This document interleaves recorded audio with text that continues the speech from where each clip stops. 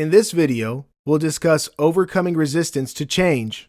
Being watchful, precautious, and reflective while taking your time to do important things might have their advantages, but if your habit is inching more towards procrastination, then it could be that you are resistant to change. And frankly speaking, you are not alone.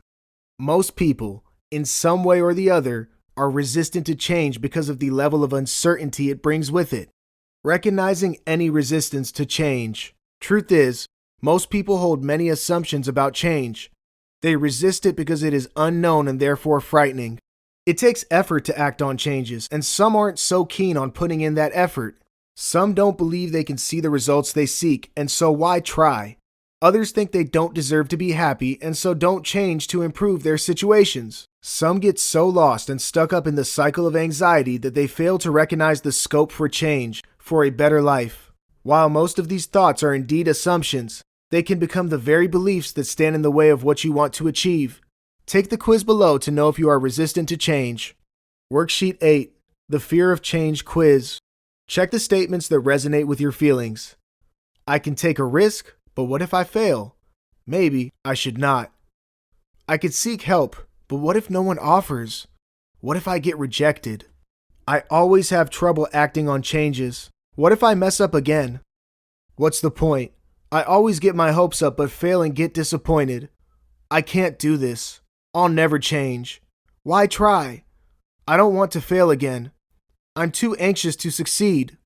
Belief systems that stop you from acting on a change. It's better to be realistic and accept my shortcomings. I'm not going to change. I know that. I'm not as good as the others. Surely, I can't compete with them. I don't want to ask for help. It will make my weaknesses obvious and then everyone will know. I don't think anyone cares. No one will help me. I messed up when I could have made things better. That was my only chance. I can't do anything now and must settle for what comes my way. Self-sympathy, self-loathe, anxiety, depression. I am helpless. No one cares and no one will help. I've been misunderstood and mistreated all my life. No one changed for me. So why should I change? They don't realize that I don't like being this way, that I have no choice. This is so unfair. Oh, forget it. I'm hopeless. I hate myself. People will mock me. They already are. I know it and I want to hide. There is no point. I can't see any purpose in my life. I'm so alone and I want to cry. What do you see? The more checks you have, the more you are resistant to change. While the above statements might not be pleasant to realize about oneself, it isn't entirely your fault if you hold any or many of these blocking beliefs. People pick these ideas as a result of the circumstances and experiences they've lived. What's important is that you can change. We all can. You can change right now, or you can try and fail and try again. Both are normal and positive outcomes. Keep at it because the harder you try and the more you persist, the more likely you're going to become the change. Worksheet 9. Acting on your change blocking systems. From the statements checked off above, write down each of your change blocking beliefs. Write down their justifications. Why do you do them? Introspect and elaborate. What are the advantages of changing that belief? What are the disadvantages too? Weigh them. What scores higher? Are your beliefs causing you more harm than good? What's stopping you from embracing the change? Make a list of small actions to reach the bigger change you seek. Work on consistency first. Force yourself to do one action at a time, completely. Do it every time. The more you work on your consistency, the more habitualized your routine will become. Rewriting your life, one change at a time. Our minds are capable of wonderful things. They can envision a beautiful life. They can create stories, piece together minute details that together give the story the ending it needs. Use this to advantage. Talk to your mind. Listen to it too. Establish a relationship with it, and once it feels heard and starts responding, teach it to create positive and inspirational thoughts for you. Plant the seeds to begin the story. For instance, you want to work on your fitness and want to start a jogging routine every morning. Imagine yourself doing this every day. Imagine your life just as you want it to be. Remember to be realistic in your narrative, so keep the struggles too, because when you do, you give your mind a heads up of what might come its way. Think about the success you are going to achieve. Imagine and feel it too. These images are powerful building blocks. They can then be picked up by your mind to build and breathe life. As they say, you dream and you become. Steve has always had trouble embracing change. He works in a multinational company but has been stuck in the same position for the past 15 years. It's not like he doesn't want to change. He craves for change in his job. He wants to do something new, but he is unwilling to learn and adapt to new methods. As a result, he does what he is told to do and nothing more. Most colleagues his age have jumped a couple or more positions. It does bother him, but he believes he can't do anything about it. He struggles to stay focused and interested at work and hence isn't as effective as the others. His peers are younger, and he thinks that's why they turn out smarter. He also thinks they secretly make fun of him. His batchmates are way up in the ladder to socialize with anymore, or so he thinks, and he doesn't make efforts to mingle with the younger lads too. As a result of all this, his anxiety has taken an ugly turn. He's anxious all the time. Fortunately, an old friend notices Steve's behavior and reaches out to him. He tells him about his resistance to change and how that is stopping him from becoming a better version of himself. Because Steve is at a point when he really wants to change, he listens. He decides to give change a shot. He makes plans and decides to act on them, one change at a time. He also reaches out to his family and other friends for support. They all want to help and do their best to keep him motivated. 2 years down the line, Steve is a complexly transformed person. He works harder and smarter and even mingles with all his colleagues. He's made plenty of new friends and enjoys his weekends with family. He's going to complete his master's from a prestigious university and is looking forward to the new prospects that will bring him.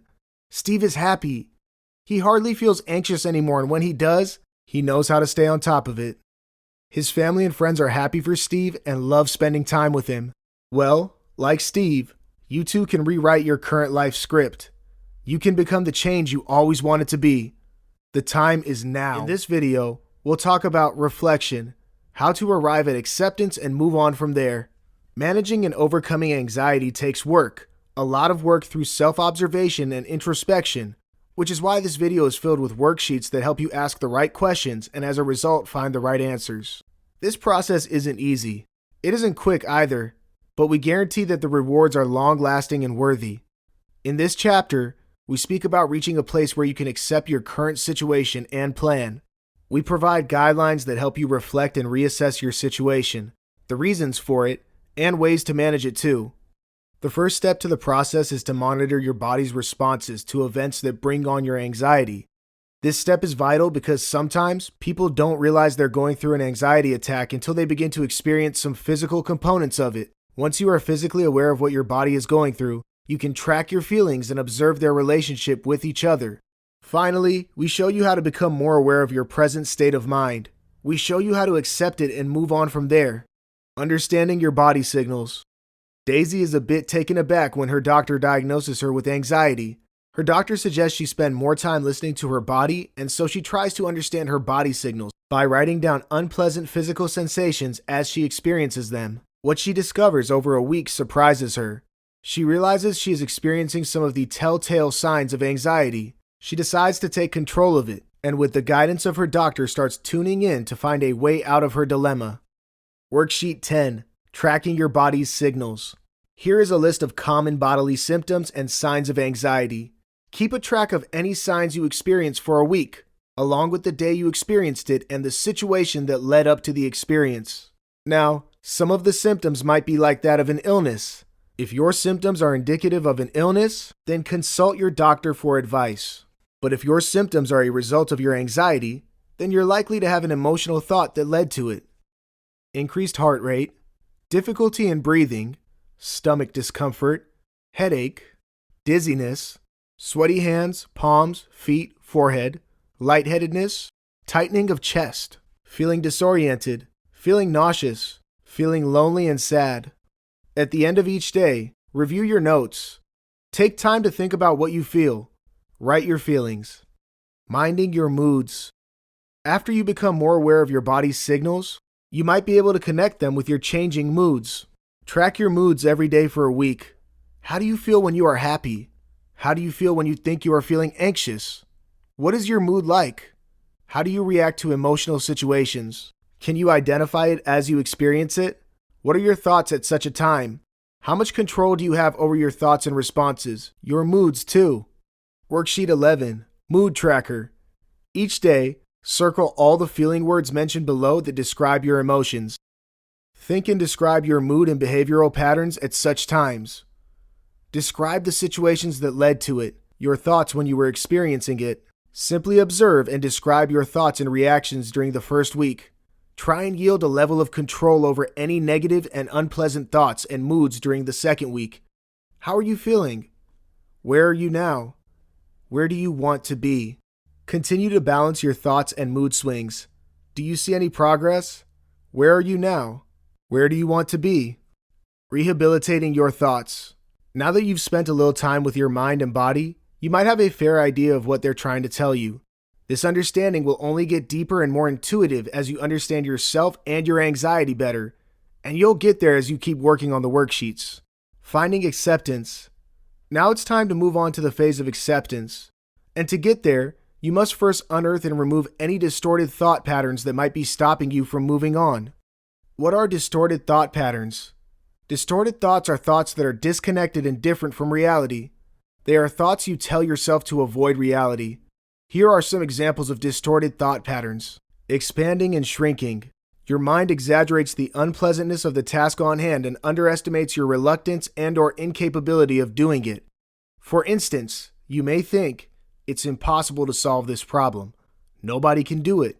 Truth is, a few people in your team might have been able to do it. You dismiss it as impossible and therefore don't try and seek assistance. Filtering. Your mind filters out information and feedback to its inconvenience.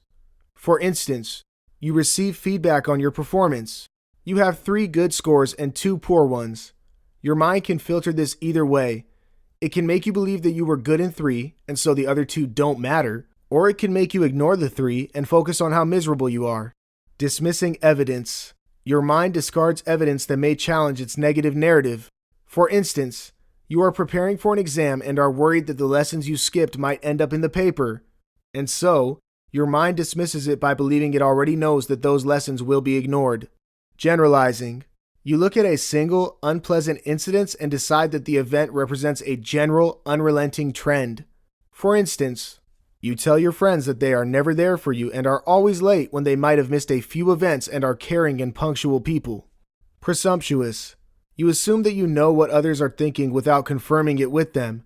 For instance, you take it for granted that the other person might be okay with your choice of decisions for them. Emotional reasoning. If you're feeling something, then that is the truth, the reality. For instance, if you're afraid of something, then it must be dangerous for you. If you don't like working on your anxiety, then you believe that you cannot overcome it and therefore must settle with it. Unreliable forecasting. You assume a negative thought will manifest into reality. You fear driving, and so you convince yourself that you're likely to meet with an accident if you drive. Overcoming any distorted thought patterns. Worksheet 12, Distorted Thoughts Tracker. Reflect on the above table. Take time to truly reflect on each pattern. And when you are open and ready, spend time to check if you display any of them. You can also ask a close friend or relative to give you their honest opinion. Once you identify a pattern, mindfully try and avoid this every time you catch yourself falling into the trend. Again, seek assistance from loved ones if you can. Tracking your thoughts and looking for distortions in them helps put things in better perspective, which in turn starts improving your mood and reduces anxiety. So, stay honest and patient. Assessing your present and preparing a plan for the future. Now that you know your pitfalls and the stuck points that are stopping you from moving ahead, accept them without guilt or resentment. It makes the process of letting go of them easier. Face your problems and take action to change it. Assess your responsibility and determine your next steps. Start by replacing any negative thoughts with positive and constructive thoughts. Change your perspective. Become more aware of yourself and your surroundings, of the reality too. Stay honest and open to feedback and change. Distinguish the past from the present. Take direct action against problematic thoughts. Connect with now. Ask yourself, where are you now? Where do you want to be? Worksheet 13, Setting Goals. Can you think of anything that you want more than you fear? Your example could be anything from investing in a property, becoming more fit, creating stronger social ties, or it can be facing your fear itself. If you can't think of anything right now, don't rush through. Take time to let the question marinate for a few days, weeks, even months perhaps. Keep going back to it to see if you have something that aligns with your purpose in life. Write them down when they hit you, and they will. Great. Now you have your goals in front of you. What can stop you from achieving them? Nothing. The next few chapters will show you how.